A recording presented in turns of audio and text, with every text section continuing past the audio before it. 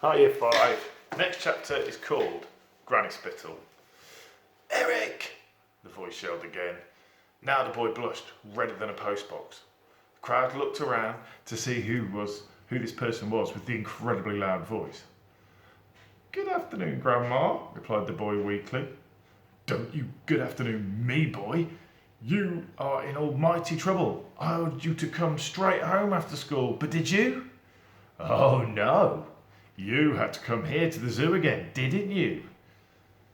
There was no answer to that. Eric was busted.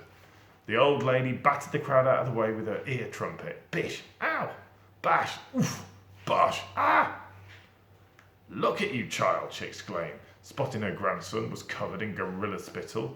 Your face is filthy. Then the old lady did something Eric and all the children of the world loathe.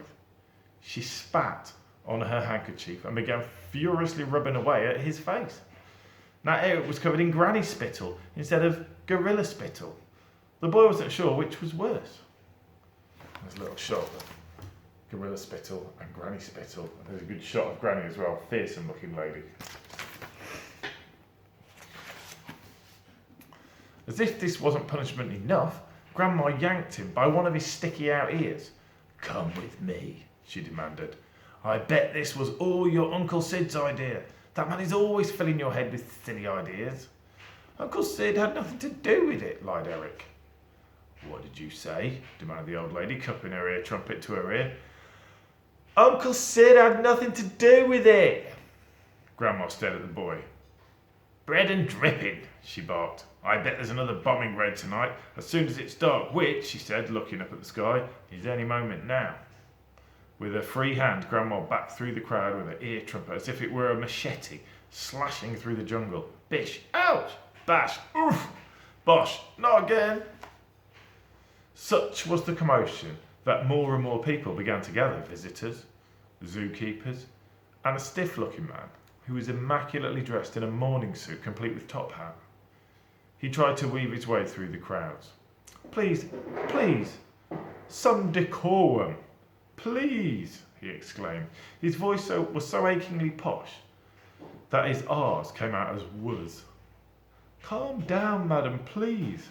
What did you say? She shouted. I said calm down. All right, no need to shout. Are you a little hard of hearing, madam? Asked the man, spotting the ear trumpet. 5:15, replied Grandma, checking her watch. Who are you anyway? She added, putting the trumpet to her ear. The man was taken aback by her tone. He spoke directly into the end of the trumpet. I am Sir Fwedwick Fwown. Fwedwick? The old lady scoffed. What kind of a name is that? Fwedwick is a perfectly normal name for a gentleman. I think it's Frederick, hissed Eric, still wincing from the pain of having his ear pulled. He runs the zoo. You are white, boy, Fwedwick, and I am the zoo's Director General. The what? She demanded. Director General. Director General? What is the Director General? He's the Director General, Grandma, said Eric. How many times do you need to be told, bawled Mr. Frown. Director General. There's no need to shout, dear, she shouted. I must politely ask you to leave the premises. The premises? She asked. Yes, the premises, with haste. Don't you worry, we're going. The lady marched off. On each of her steps, Gertrude blew a raspberry, making it seem like the old lady was blowing off. The crowd roared with laughter. Oh my goodness gracious, exclaimed Sir Frederick. Who taught my gorilla to do that? Was it you, big-eared boy? He barked, nose to nose with Eric. Yes, sir, he confessed. I was just trying to cheer up my friend after all the bombing last night. She was rocking backwards and forwards and I was worried about her. So you taught her to blow a raspberry? Yes, sir, replied the boy sorrowfully. This is a zoo, not a circus, thundered Frown. I couldn't agree more, snapped Grandma. You need to have a talk with the boy's great uncle. He works here at the zoo. Sidney Pratt. What? No, Pratt! Grandma had dropped the zookeeper in a massive pile of elephant doo. which, by a staggering coincidence, is exactly where Sid already was. However, Eric could hear the familiar clinking, clanking, clunking of the old man's tin legs in the distance. Clink, clank, clunk. On spotting Sid, the boy shook his head, as if to say, "Run!" Sadly, running was not the old man's strong point. "Do you know this boy Pwatt?" demanded Frown. Eric shook his head.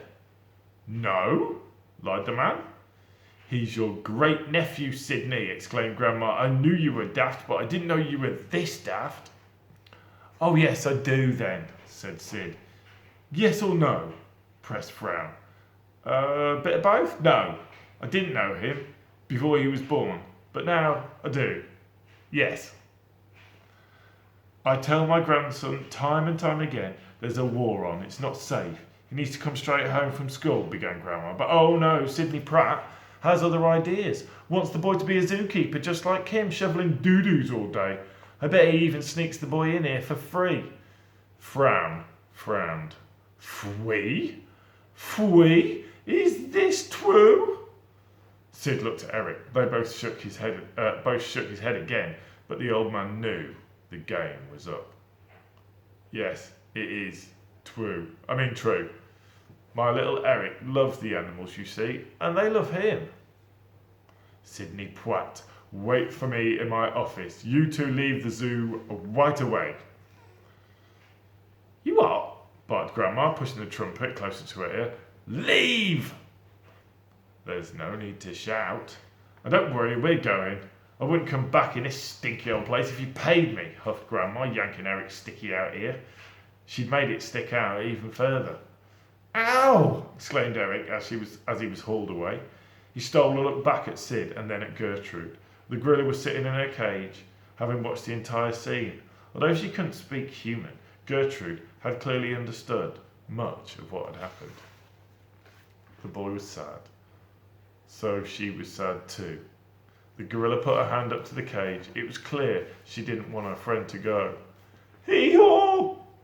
she cried after him, offering a little wave goodbye. Eric waved back just before he was hauled off out of sight by his ear. Ow! Chapter 6 is called Mum and Dad, and we'll read that one tomorrow. Have a good day.